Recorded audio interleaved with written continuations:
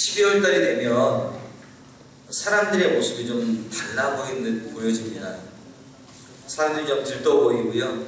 무엇인가 신이 난 듯한 것처럼 보여집니다. 제 개인적으로는 왜 그럴까 한번 생각해 보았습니다. 아마도 한 해를 마무리하면서 또한 새로운 한 해를 맞이하니까 그 마음속에 기대감이 있어서 그런 것은 아닌가 하는 생각을 해봅니다. 또한 아이들에게 있어요. 12월은 굉장히 기쁘고 즐거운 날입니다. 왜냐하면 12월이 되면요, 성탄절이 있어서 어른들로부터 많은 선물을 받을 수 있기 때문에 이 12월은 아이들에게서 정말 너무너무 좋은 날입니다. 이번 주에는 12월 달 끝이, 이번 주 다음 주가 되면 12월 달 끝이 되는데, 이 12월을 보내면서 2015년을 보내면서 어떤 마음과 생각이 드시는지 한번 여쭤보고 싶습니다. 그리고 이번 주 목요일에도 예수님께서 이 땅에 태어나심을 축하하는 성탄절인데, 이 성탄절을 어떤 마음과 자세로 맞이하고 계신지 한번 돌아보셨으면 좋겠습니다. 이곳에 계신 대부분의 분들은요, 아마도 수없이 많은 성탄절을 보내시지 않았을까 싶습니다. 저는 제 개인적으로도 이번이 40번째 맞이하는 성탄절 예배입니다. 근데 성탄절을 돌아보면서 이 성탄절은 중고등학교 때까지만 참 좋았던 것 같습니다. 왜냐하면 그때까지는 그래도 부모님이나 교회에서 선물도 받잖아요. 그리고 제 기억 속에 제 어렸을 때, 초등학교 다닐 때는 교회에서 군부대, 크리스마스 그날 늘 군부대 위문을 갔습니다. 그럼 12월 달 되기가 무섭게 한 달 내내 매일마다 교회 가서 그 군부대 위문 부분에서 연습했던 기억이 납니다. 그리고 새벽성을 돌기 위해서 모여서 형 누나들과, 중고등학교 때는 누나들과 함께 더불어서 밤새 즐겼던, 같이 찬양구하고 같이 게임도 하면서 즐거웠게 지냈던 그런 기억들이 주마등처럼 지나갑니다. 미국에 와서는 이제 제가 7번째 맞이하는 성탄절입니다. 그리고 우리 교회에서는 6번째 맞이하는 성탄절입니다. 이렇게 성탄절을 보내면서 수없이 많은 성탄절을 보내는데, 그러면서 내가 성탄절 때 무슨 설교를 들었지? 무슨 말씀을 들었지? 그리고 제가 무슨 설교를 했었지? 생각해보니까 기억이 하나도 안 나더라고요. 그저 기억에 남는 거라곤 사진을 펼쳐보면 추억 속에 남겨있던 어렸을 때 기억들, 그거 외에는요, 어떤 하나님의 은혜를 내 안에 주셨는지는 기억이 나지 않더라고요. 아마 제가 그랬던 것처럼 이곳에 계신 여러분들도요, 오늘 제가 준비한 설교를 듣고 아마 지나실 것이라 생각되어집니다. 내년 이맘이 되었을 때 과연 작년에 정원공사 무슨 설교했을지 기억하는 분은 저도 기억나지 않을 것입니다. 여러분도 기억나지 않으실 것입니다. 그런데 분명한 것은요, 무슨 설교 말씀을 들었는지 기억은 나지 않지만 생각나는 한 가지, 내가 오늘 여기에 서 있을 수 있었던 것은 그런 것들이 쌓여서 내가 여기 서 있을 수 있다는 것입니다. 어떤 말씀을 들었는지 기억하지 않으셔도, 기억나지 않으셔도 괜찮습니다. 그러나 부디 소원하기는요, 오늘 말씀을 들으시고 내년에 보다 더 하나님 앞에 다가서는 성탄절을 맞이하시는 저와 여러분 되길 소원합니다. 오늘 말씀으로 들어가겠습니다. 오늘 2장 8절부터 20절까지 말씀을 읽었는데요, 오늘 말씀은요, 천사들이 예수님의 탄생을 제일 먼저 양떼를 돌보는 베들레헴의 목자들에게 증거했던 이야기를 오늘 그리고 있습니다. 그런데요, 예수님이 태어날 당시에 수없이 많은 사람들이 그 시대에 존재했잖아요. 그런데 굳이 오늘 누가는요, 그 중에서 양떼를 지키는 목자들에게 하나님께서 천사들을 동원하셔서 예수님의 탄생을 축하하는 그 자리에 초대하셨다는 겁니다. 오늘 8절 말씀을 보면요, 양떼들을 돌보는 목자들이 또한 그들의 역할을 어떤 것을 하고 있는지를 이야기하고 있습니다. 그들은요, 밤에 밖에서 양떼들을 지켰다고 8절은 기록하고 있습니다. 이스라엘은 양들을 돌보는데요, 물론 우리에 가두어서 키우기도 합니다. 그거는 이제 겨울에 추울 때만 그렇고요, 춥지 않을 때는 방목을 합니다. 그러면 목자들은요, 그 양들을 지키기 위해서요, 뭐 한 곳에 계속 하루가 있을 수도 있고 며칠이 걸릴 수도 있고 쭉 돌아다닐 수도 있습니다. 그러면 목자들이 해야 될 일이 무엇이냐면 그 양들을 잘 지키는 겁니다. 낮에도 잘 지켜야겠지만요, 밤에는 더 잘 지켜야 합니다. 그래서 혼자 그것을 다 지킬 수가 없어서 목자들이 여럿이 같이 어울려서 다닙니다. 같이 다니면서요, 밤새도록 그 양떼들을 지키기 위해서 불침범을 씁니다. 돌아가면서 잠을 자면서요, 그 양떼들을 지킵니다. 그러다 보니까 이들의 삶은요, 늘 불규칙적입니다.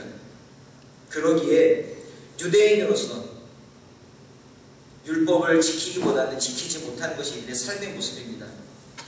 그렇기 때문에요, 유대인들 속에서의 목자들은요, 좋은 직업이 아닙니다. 그리고 소외받는 이들입니다. 왜냐하면 율법을 지키지 않기 때문에. 그들의 삶이 그렇기 때문에 어쩔 수 없이 율법을 지킬 수 없는데도 불구하고요, 이들에 대해서요, 좋게 여기지 않습니다. 그래서 이 직업은 참 좋지 않은 직업을 여겨졌습니다. 이렇게 천대받고 소외당하는 목자들에게요, 하나님께서는 왜 예수님의 탄생을 제일 먼저 알려주셨을까요?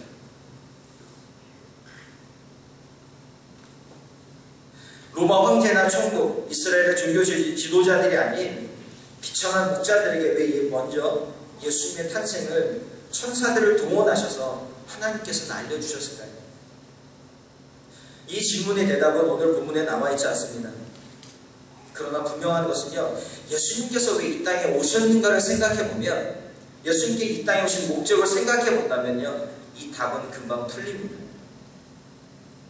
마태복음 20장 26절에서 28절은 이렇게 기록하고 있습니다.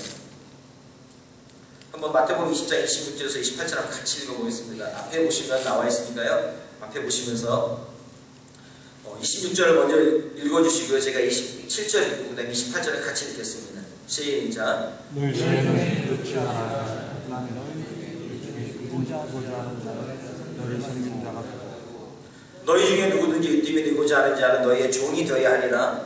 인자가 온 것은 섬김을 받으려 함이 아니라 도리어 섬기려 하고 자기의 목숨을 많은 사람의 대속물로 주려 함이니라. 예수님께서 이 땅에 오신 목적을요, 섬기는 데 두셨습니다. 당신은 섬기러 이 땅에 오셨다고 말씀하셨고요, 그 섬김의 모습이 어떤 것인가? 자기의 목숨을 많은 사람의 대속물로 주려고 이 땅에 오셨다고 기록하고 있습니다. 마태복음 9장 13절을 보겠습니다. 마태복음 9장 13절 한번 같이 읽겠습니다. 시작.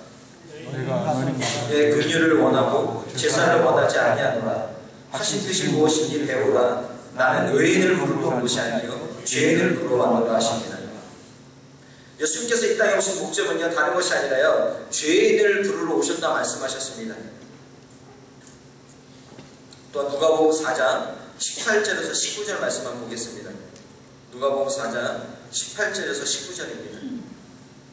함께 한 목소리 읽겠습니다. 시작. 주의 성령이 내게 임하셨으니 이는 가난한 자에게 복음을 전하게 하시려고 내게 기름을 부으시고 나를 보내사 포로된 자에게 자유를, 눈먼 자에게 다시 보게 함을 전파하며 눌린 자를 자유롭게 하고 주의 은혜의 해를 전파하게 하였습니다 하였더라.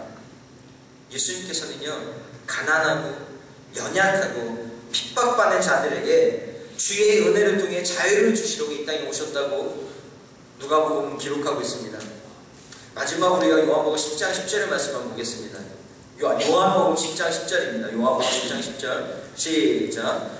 도둑이 온 이것을 도둑질하고 죽이고 멸망시키려는 뿐이요 내가 온 것은 양으로 생명을 얻게 하고 더 풍성히 얻게 하려는 것이라.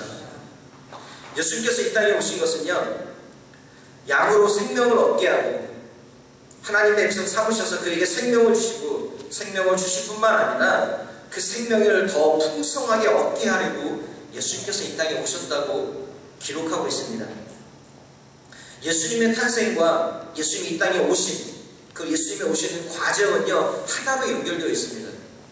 한번 생각해 보세요. 예수님께서 이런 목적으로 오셨는데, 만약에 그 당시 로마 황제의 아들로 태어났다면, 그리고 고관 대장들만, 아주 높은 사람들만 그의 탄생을 축하하는 자리에 계셨더라면 예수님이 오신 목적이 이루어질 수 있을까요? 그 목적에 대해서 사람들이 동의할 수 있을까요? 예수님께서는요, 이 땅에 당신이 오신 그 목적에 걸맞게 그 탄생의 기쁨을 죄인들과 함께 하시려고 하나님께서는 천사들을 동원하셔서요, 이 목자들에게 예수님의 탄생의 모습을 알려주셨습니다. 어쩌면 이러한 모습은요, 커다란 역사의 모습입니다. 이렇게 위대하신 그 하나님께서, 하나님의 아들이 이 땅에 오시는데 이렇게 초라한 모습으로 오셨다는 것 자체가 믿을 수 없는 사건입니다. 그런데 하나님께서는요, 이러한 모습으로 하나님의 역사를 이루어 가신다고 오늘 2장 8절은 이야기합니다. 이런 목자들 향해서요, 천사들이 나타납니다. 그리고 천사들이 나타나서 목자들에게 예수님의 탄생을 이야기해 줍니다. 9절을 보면요, 목자들이 그 천사들이 나타난 그 모습을 보면서 어떻게 반응하냐면 9절을 보면요, 하반절에 크게 무서워하는지라 기록하고 있습니다. 목자들은요, 사람들에게 제가 처음에 말씀드린 것처럼 그들의 직업상 종교 지도자들은 목자들을 죄인처럼 취급하였고요, 사람들은 목자들을 비천한 직업으로 여겼습니다. 목자들이 제대로 대우를 받지 못했을 것입니다. 그리고 이렇게 하나님의 영광이 이른 자리에 나아갈 수도 없는 그들의 존재됨이었습니다. 그런데 오늘 하나님께서요, 이들에게 찾아오셔서 주의 사자를 그들의 곁에 세우시고 그리고 주의 영광을 그들을 둘러 비추게 하셨습니다. 9절부터 14절까지 내용은 어찌 보면 시간적으로 나눠져 있기보다는 이 내용이 한꺼번에 동시에 벌어지는 사건입니다. 그런데 글로서 표현해야 하기 때문에 그 글로 표현하는 한계 속에서 시간적으로 배열하는 것처럼 놓여있을 뿐입니다. 한번 상상해 보십시오. 생각해 보십시오. 목자들이 들에서 지금 있습니다. 그런데 갑자기 천사들이 나타납니다.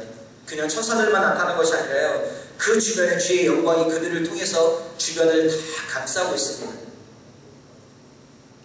이들에게 얼마나 놀라움이, 무서움이 이들을 엄습하지 않았겠습니까?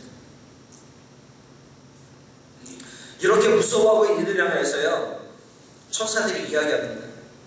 무서워하지 말라고. 너희에게 무서움을 주려고 우리가 온 것이 아니라 큰 기쁨의 좋은 소식을 너희에게 알려주려고 우리가 왔노라고.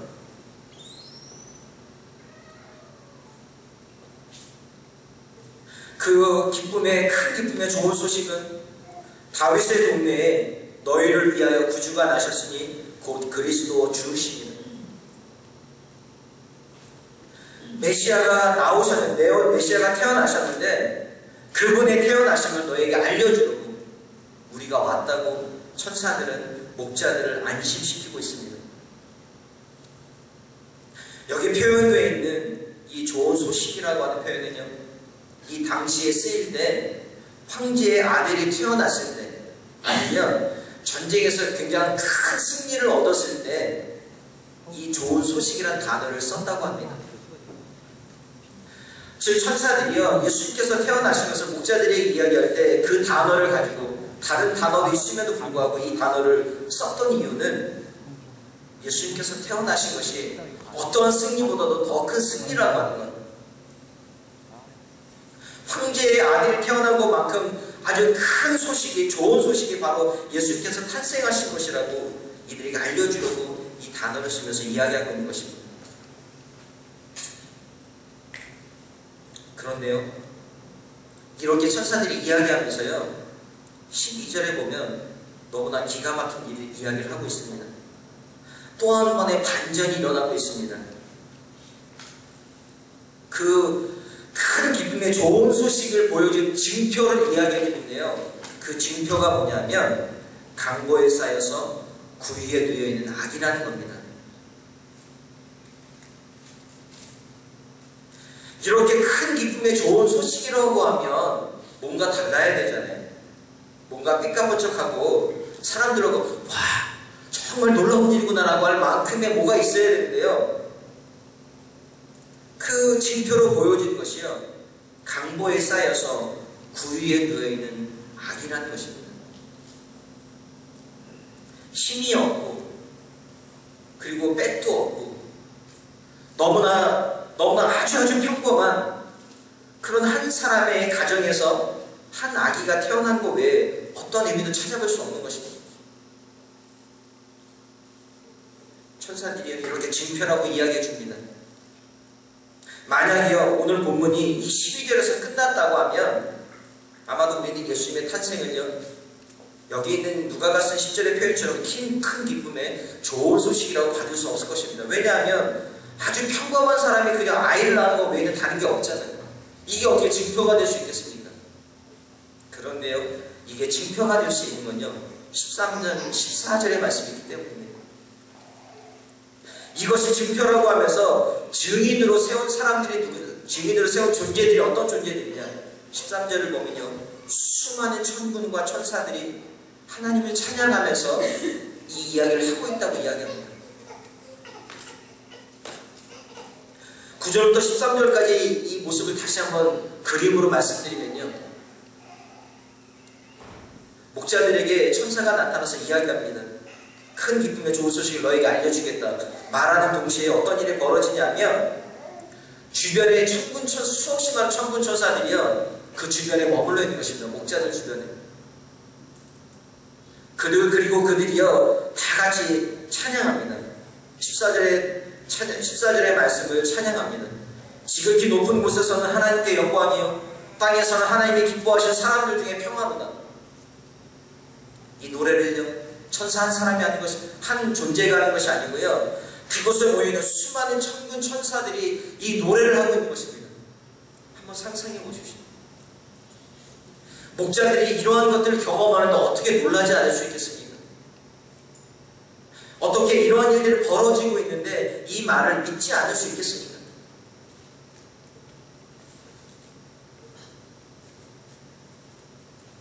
목자들은요 이 찬양의 노래를 들으면서 이러한 모습들을 광경을 대하면서 이들은 놀라운 뿐만 아니고요 진정한 큰 기쁨의 좋은 소식이 왔음을 마음속 깊이 깨달았을 것입니다. 그리고 그들 마음 가운데 동요하기 시작했을 것입니다. 그리고 가만히 있을 수 없었을 것입니다. 이 엄청난 것들을 바라보고 어떻게 가만히 있겠습니까? 사람이라면 이런 엄청난 것들을 대하고 나서 어떻게 가만히 앉아서 편안하게 여유있게 앉아있을 수 있겠습니까? 15절 이하를 보면요 이렇게 천사들이 하늘로 올라가고 나자 목자들이 서로 이야기합니다. 이제 베들레헴으로 가자. 빨리 베들레헴으로 가서 천사들이 이야기한 그 이야기가 정말 맞는가 확인해보자.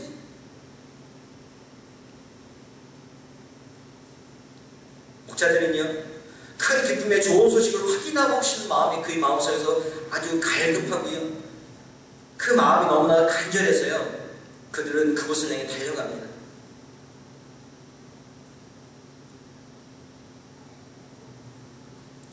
이 목자들이 어느 곳에 있었는지 어느 들판에 있었는지 성경은 기록하고 있지 않기 때문에 자세히는 알 수 없습니다.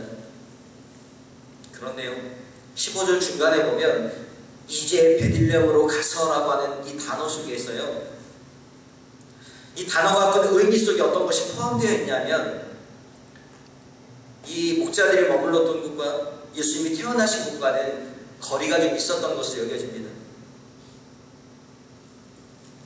그래서 그 거리가 있지만 이들은 빨리 가서 그 일들을 보고 싶어서 그 거리를 상관하지 않고 그들은 출발했다고 15절에 이야기하고 있는 것입니다. 그리고 16절의 초음에 보면 빨리 가서 마리아와 요셉과 구유에 있는 아기를 찾아서 이들은요 그들의 걸음을 재촉하였습니다. 그리고 빨리 갔습니다. 그리고 실제로 구유에 있는 아기를 찾았습니다. 그리고 그 아이를 보고요 천사가 자기들에게 이야기했던 그 아이가 큰 기쁨의 좋은 소식의 예표라는 것을 그곳에 모인 사람들에게 이야기해 줬습니다. 그런데요 그 이야기를 듣고 있던 사람들의 반응이 18절에 보면요, 말한 것들을 놀랍게 여기되, 목자들이 가서 자신들이 받았던 그 마음의 감동들, 그리고 천사들을 통해 들었던 그 말을 그곳에 있는 사람들에게 이야기해 줬는데요, 그 사람들은요 그 이야기를 듣고 놀랄 뿐이었습니다.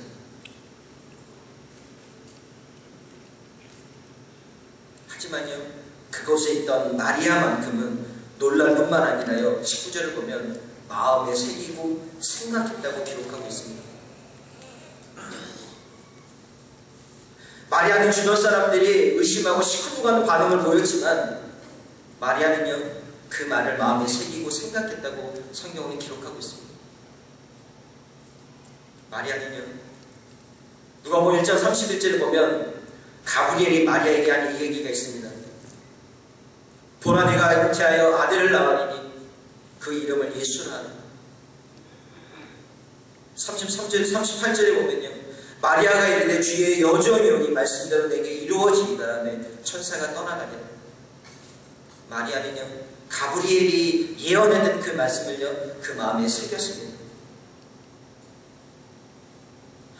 또한 1장 42절에 45절을 보면요, 마리아가 엘리사벳을 방문했을 때 엘리사벳에게 들었던 이야기입니다.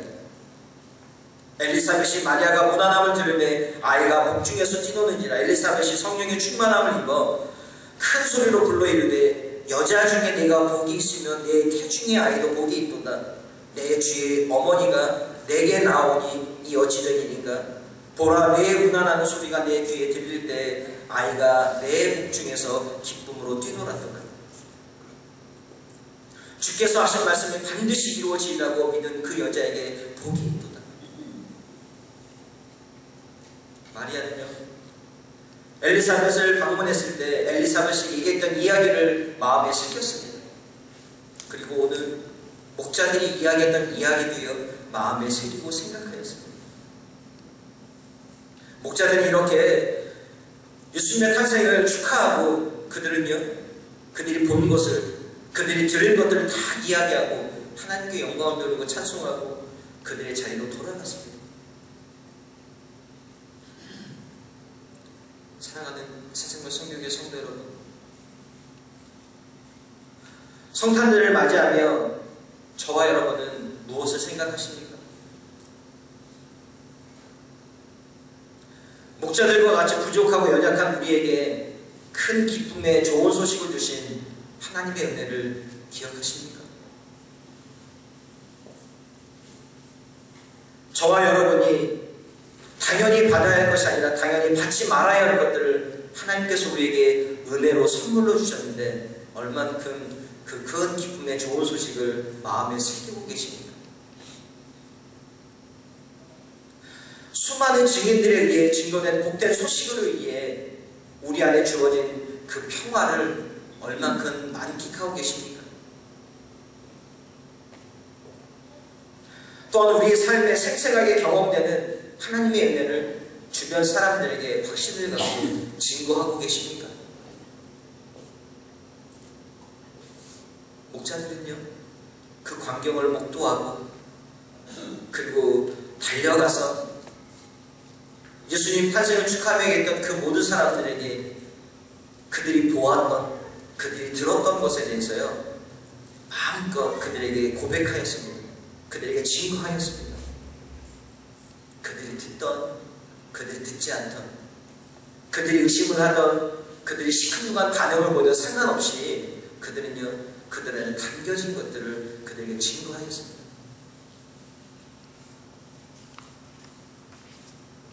오늘 목자들은요 20절 이하로 등장하지 않습니다. 그들이 어떤 삶을 살았는지 우리는 알 수 없습니다. 그러나 우리는 그들의 상상력을 동원할 수 있습니다. 그들의 삶이 어땠을까요? 이 구원의 큰 기쁨의 좋은 소식을 받기 전의 삶과 받은 지금의 삶이 이들 안에서 달라지지 않았을까요? 수없이 많은 천군 천사들의 그 모습을 통해서 보고 그 증거가 확증된 것을 그 강보에 쌓여 구해있는 그 아기 예수님을 바라보고 그들의 마음속에 무엇인가 달라지지 않았을까요? 그들은 평생 그 예수 그리스도를 증거하며 살지 않았겠습니까? 그들이 목동으로서 그 삶을 살면서 그 전까지, 예수님을 만나기 전까지 그들의 삶을 비참하게 여길 수도 있었고, 사람들이 죄인으로 여기기 때문에 죄인으로 취급했기 때문에 자신도 죄인으로 여기면서 의기소침하게 살아갈 수도 있었을 것입니다. 그러나 예수님을 만난 이후로 그들의 삶은 달라졌을 것입니다. 누구보다도 강한 긍지를 갖고 자긍심을 갖고 예수 그리스도를 증거하며 살아가는 그들의 인생이 되었을 것입니다. 우리는 이미 예수 그리스도의 탄생을 축하하는 그 자리에 있었고요. 축하하였고요. 우리는 그것을 믿고 살아가는 우리들입니다. 우리들의 삶이 어때야 하는 것입니까? 목자들의 삶처럼 달라져야 하지 않을까요? 내 안에 담겨있는 하나님께서 내게 주신 그 은혜에 감격하면서 평화를 만끽하면서 증거의 삶을 살아야 하지 않을까요?